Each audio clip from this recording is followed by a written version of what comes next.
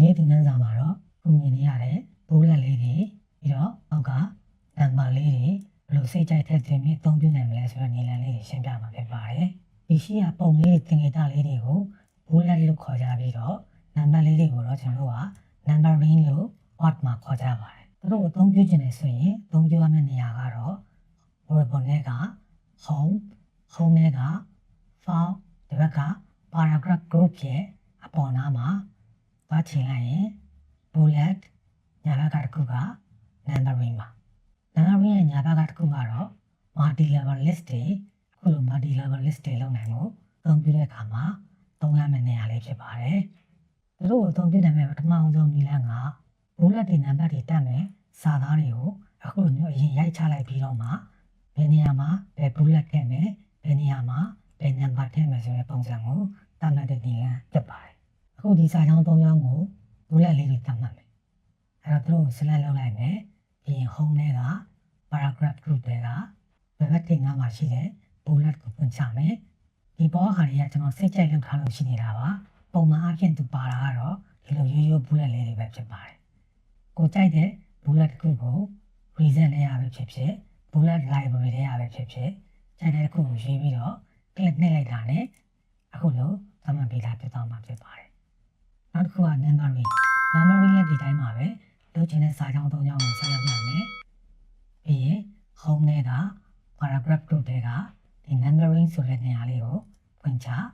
ပြီးရင်ဒီမှာနံပါတ်ပုံစံလေးတွေအမျိုးမျိုးရှိပါတယ်အဲ့ထဲကကိုအသုံးပြုခြင်းတဲ့နံပါတ်ပုံစံကိုရွေးပြီးတော့ click နှိပ်ပြီးရွေးလိုက်တာနဲ့ဒီမှာသတ်မှတ်ပြီးဖြစ်ပါတယ်ဒါတော့အခြေခံ bullet and numbering အသုံးပြုနည်းဖြစ်ပါတယ်နောက်တစ်ဆင့်အနေနဲ့ bullet တွေကိုကျွန်တော်တို့လိုချင်တဲ့ပုံစံလေးတွေပဲသတ်မှတ်ခြင်းလေဥပမာပထမရှိမှာသုံးခဲ့တယ်လို့မျိုးပုံလေးတွေဒါမှမဟုတ်ဒီနေရာမှာဖုန်းနံပါတ်ဖြစ်တဲ့အတွက်ဖုန်းနံပါတ်ရဲ့အရှိမဖုန်းပုံစံလေးဒါမျိုးလေးတွေသုံးခြင်းလေဆိုရင်ကျွန်တော်ကသုံးခြင်းတဲ့စာကြောင်းမှာ click ချဒါမှမဟုတ်ရင်သုံးခြင်းတဲ့စာကြောင်းတွေကို select လိုက်ပြီးရင်ကိုယ်စိတ်ကြိုက် bullet ပုံစံလေးသတ်မှတ်ဖို့အတွက် home နဲ့က paragraph တွေက bullet ကိုဖွင့်ချပြီးရင်အောက်ဆုံးမှာရှိတဲ့ define new bullet ဆိုတဲ့ menu လေးကို click ချနေပေးပါပြီးရင် define new bullet ဆိုတဲ့ dialog box လေးပွင့်လာမယ်အဲ့ဒီမှာကိုက၃မျိုးရွေးလို့ရမှာဖြစ်ပါတယ်ကိုစိတ်ကြိုက်ပေါက်နေထည့်ခြင်းလားဒီ bullet နေရာမှာ picture ပုံလေးထည့်ခြင်းလားဒါမှမဟုတ်ရင် symbol လေးတွေထည့်ခြင်းလားကြိုက်တာထည့်လို့ရပါတယ်အဲ့တော့ကျွန်တော်တို့ကညာဘက်ထိပ်ကနေ font ကနေစလိုက်အောင် font ကိုနှိပ်လိုက်မယ်ပြီးရင်ဒီပုံမှာ tab နှစ်ခုရှိပါတယ်အဲ့ဒီက font tab ရဲ့အောက်နားကဒီမှာ font ဆိုတာရှိပါတယ်အဲ့ဒီမှာကွန်ပျူတာတိုင်းမှာရှိတဲ့ font က၃မျိုးရှိပါတယ်အဲ့ဒါက Windows 2 Windows 3ထဲမှာကပုံစံလေးတွေရှိပါတယ်အခုကျွန်တော်က Windows 2ကိုရွေးလိုက်မယ်ဆိုရင်ဒီညပုံစံလေးနေရာမှာကြောင်းသွားမယ့်ဟာကခရီးပွင့်လေးဆိုပြီးဒီအောက်မှာတော့နမူနာပြပါတယ်ပြီးရင်ဒီဘက်ညာဘက်မှာစလုံးတွေကိုစောင်းကျင်လားဘိုးလုံးကျင်လားဒါမှမဟုတ်ရင်အရွယ်အစားဘယ်လောက်သတ်မှတ်ချင်လဲဆိုတာကအစားကျွန်တော်တို့ကသတ်မှတ်လို့ရတယ်အခုဒီမှာကျွန်တော်က24လို့ရွေးလိုက်မယ်ဒါဆိုရင်ခရီးပွင့်လေးကပုံကြီးလာတယ်ပြီးရင်ကိုစိတ်ကြိုက်အရောင်ရွေးနေတယ်ဆိုရင်ဒီနေရာမှာ font color မှာဖွင့်ချကိုကြိုက်တဲ့အရောင်ကိုသတ်မှတ် okay လုပ်ကြည့်အောင် okay နှိပ်လိုက်မယ် okay နှိပ်လိုက်မယ်ဒါဆိုရင်ကျွန်တော်တို့ပထမမြားပုံစံလေးနေရာမှာခေဝင်းပုံစံလေးပြောင်းသွားတယ် font size ကလည်းပို့ပြီးတော့ကြီးလာတယ်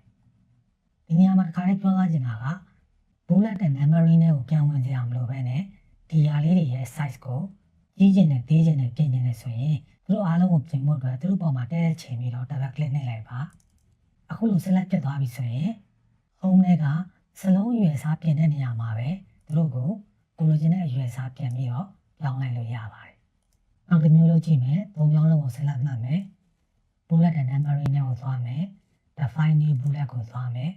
font နဲ့ပတ်သက်လို့လည်းသိပြီ picture ဒါကပို့လဲပါတယ် picture ကိုနှိပ်မယ်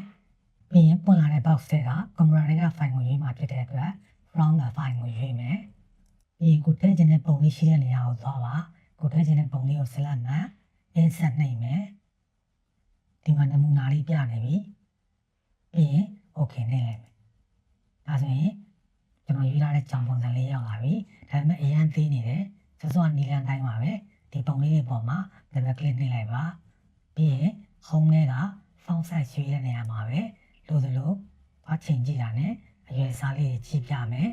ကိုလိုချင်တဲ့အရွယ်အစားရောက်ပြီဆိုရင် click နှိပ်ပြီးရွေးလိုက်တာနဲ့ရွေးလာတဲ့အတိုင်းသတ်မှတ်ပေးတာဖြစ်သွားမှာဖြစ်ပါတယ် နောက်တစ်ခုလုပ်ကြည့်မယ်ဒါလေးကပို့သုံးဝင်ပါတယ်စာတောင်းသုံးကြောင်းလုံးကိုဆက်လက်မှတ်မယ် bullet ထဲကိုပြန်သွားမယ်ပွင့်ချပြီးတော့ define new bullet ပြီးရင်ဘယ်ဘက်အဆုံးမှာ symbol ကိုရွေးလိုက်မယ် symbol ကဘာကြောင့်သုံးနေလဲဆိုတော့ကျွန်တော်တို့ကဖုန်းနံပါတ်ဆိုရင်ဘယ်ဘက်မှာဖုန်းပုံစံလေးထည့်ထားတာပိုကောင်းတယ် email လိပ်စာဆိုရင်ဘယ်ဘက်မှာ email ပုံစံလေးထည့်ထားတာပိုကောင်းတယ်အဲ့တော့ကြောင့် symbol ထဲမှာအခုမြင်နေရတဲ့ဟာတွေအားလုံးကိုကျွန်တော်တို့က bullet ဖြစ်သုံးနိုင်တယ်ကျွန်တော်က font နဲ့မှာရွေးလိုက်မယ်အဲ့ဒီမှာ winning ကိုရွေးလိုက်မယ် winning 2 winning 3ဆိုပြီးတော့၃မျိုးရှိတယ်အခြား font တွေကလည်းစိတ်ကြိုက်ရွေးလို့ရပါတယ်ကျွန်တော်ကဒီ winning ကိုရွေးကြည့်လိုက်မယ်ပြီးရင် winning ထဲမှာရှိတဲ့ symbol တွေအားလုံးကိုဒီမှာလာပြပါတယ်အဲ့တော့ကိုက email ဆိုရင် email ပုံစံစာရေးပုံစံလေးရွေးတာမျိုး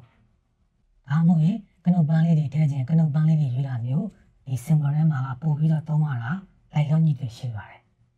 ကိုကျွန်တော်ဒီအောက်ကကနုတ်ပန်းပုံလေးရွေးကြည့်လိုက်မယ် okay နိုင်မယ်ပြီးရင် okay ပဲထပ်နေလိုက်မယ်ဒါဆိုရင်ပြောင်းသွားပြီအဲ့တော့ကျွန်တော်တို့ပြောင်းနေတာဘာရှိသေးလဲအရွယ်အစားအဲ့တော့တို့ပုံမှာတစ်ခါတည်းနိုင်မယ်အရွယ်အစားကကြီးနေတော့ကျွန်တော်တို့လူချင်းတဲ့အရွယ်အစားလောက်ဖြစ်အောင်အချိန်ကြည့်မယ်လူချင်းတဲ့အရွယ်အစားရောက်ရင်ပြည့်နေပြီးရွေးလိုက်မယ်ပြီးရင်အရောင်တော့ပြောင်းလို့မရဘူးလားရပါတယ်ဒါလေး slap ဖြစ်နေတဲ့အချိန်မှာ home ထဲကပဲရှစ်တင်ကန်းစာမှာပြောရတယ် font color box လေးကိုဖွင့်ချလိုက်ပါပြီးရင်ကိုလိုချင်တဲ့အရာကိုရွေးလိုက်ပါအဲဆိုရင်ကိုစိတ်ကြိုက်ဘူးလက်လေးအရာကအစားရပြီဖြစ်ပါတယ်တယောက်က၃ခုကိုကြတော့ဒီမှာလောက်ထားသလိုမျိုးညာဘက်ကိုတစ်ဆင့်တိုးထားခြင်းတယ်အဲ့တော့သူတို့၃ခုလုံးကိုအစအနေအဆုံး select မှတ်လိုက်မယ်ပြီးရင် keyboard ကနေဘယ်ဘက်အချမ်းမှာရှိတဲ့ tab block ရဲ့အပေါ်မှာရှိတဲ့ tab key ကိုတစ်ချက်နှိပ်လိုက်မယ်အဲဆိုရင်ညာဘက်ကိုတစ်ဆင့်ရွှေ့သွားမယ်နောက်တစ်ရွှေ့ခြင်းနောက်တစ်ချက် tab ကိုထပ်နှိပ်ပါ tab key ကိုမသုံးမဲနဲ့ menu ထဲက option ကိုသုံးနေတယ်ဆိုရင်တော့ home ထဲက bullet and numbering ရဲ့ညာဘက်မှာရှိတဲ့ဘယ်ဘက်ကိုရွှေ့ခြင်းရင် decrease indent ညာဘက်ကိုထပ်ရွှေ့ခြင်းရင် increase indent ဒီကလေးလေးတွေကိုသုံးပြီးတော့လည်းအခုကျွန်တော်ဘယ်ဘက်ကိုကြံ့နေလိုက်မယ် decrease indent ဖြစ်သွားတယ်ဒါမျိုးလေးတွေသတ်မှတ်ပြီးတော့ bullet and numbering ရဲ့ညာဘက်စုံဆုံးမှာရှိတဲ့ multi level list ပုံစံမျိုးဖန်တီးနိုင်ပါတယ်အခုကျွန်တော်တို့ကဒီ၃ချောင်းကိုနံပါတ်လေးတွေကိုပုံစံပြောင်းမယ်သူတို့ကို select ဖြစ်နေတဲ့အချိန်မှာ home ထဲက paragraph ထဲက numbering ကိုဖွင့်ချမယ်ဟိုစိတ်ကြိုက်သတ်မှတ်ချင်တာဖြစ်တဲ့အတွက် define new number format ဆိုတဲ့ menu လေးကို click နှိပ်လိုက်မယ်dialog box လေးပွင့်လာတဲ့အချိန်မှာညာဘက်ချမ်းမှာရှိတဲ့ font button လေးကိုနှိပ်မယ်အဲ့တော့ font tab ရဲ့အောက်နားကဒီညာ font ဆိုတဲ့ box လေးကိုဖွင့်ချမယ်ပြီးရင်ကိုလိုချင်တဲ့ font ကိုဒီ list ထဲမှာရွေးလို့ရပါတယ်ကျွန်တော်အခု win INN win 1ကိုရွေးလိုက်မယ်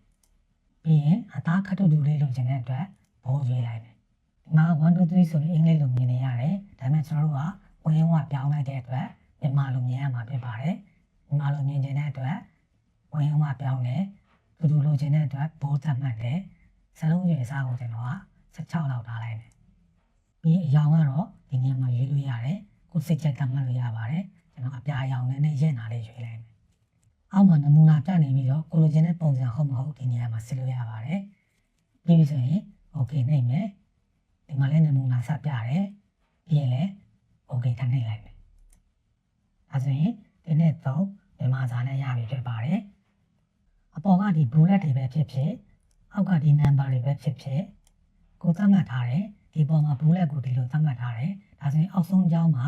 ညာဘက်အစွန်မှာ click ချမယ်ကာစာလေးရောက်ပြီဆိုရင် enter ခောက်လိုက်တာနဲ့နောက်တစ်ကြောင်းကိုသူကအပေါ်က bullet အတိုင်းအဲ့လိုလိုသတ်မှတ်ပေးမှာဖြစ်ပါတယ် numbering မှာလည်းနောက်ဆုံးကြောင်းမှာ click ချ